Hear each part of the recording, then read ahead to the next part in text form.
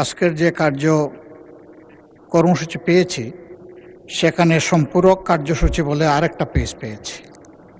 তো এখানে কিছু বিল সামনে আনা হয়েছে এবং এগুলা অধ্যাদেশকে কেন্দ্র করেই হয়েছে বলে আমার ধারণা।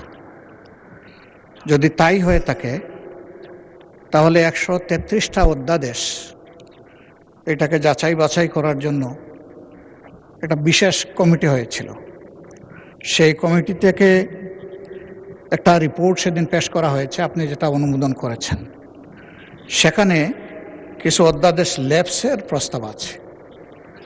আমরা এই বিষয়গুলো আগের যে নোটিশ পেয়েছিলাম তার সাথে মিলিয়ে আমরা দেখলাম যেগুলো ল্যাপস করা হয়েছে প্রস্তাবনায় সেগুলো খুবই গুরুত্বপূর্ণ এবং এটা জুলাই স্পিরিটের সাথে সম্পৃক্ত। আমি আপনার বরাবরে বিনয়ের সাথে বলবো যে আমরা এই বিষয়ে আলোচনা করতে চাই এবং সেটা সংসদের প্রপার্টি। সংসদে এই বিষয়ে আমাদেরকে আলোচনার সুযোগ যেন তৈরি করে দেওয়া হয়। ধন্যবাদ মাননীয় স্পিকার। মাননীয়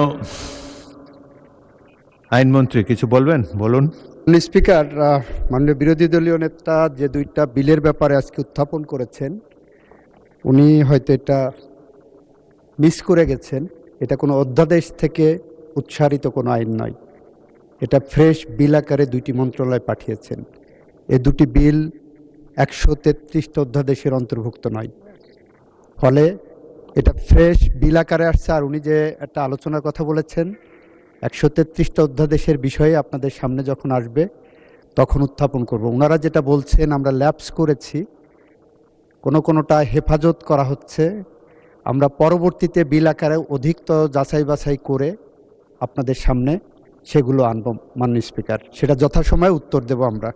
মাননীয় স্পিকার, আপনাকে ধন্যবাদ।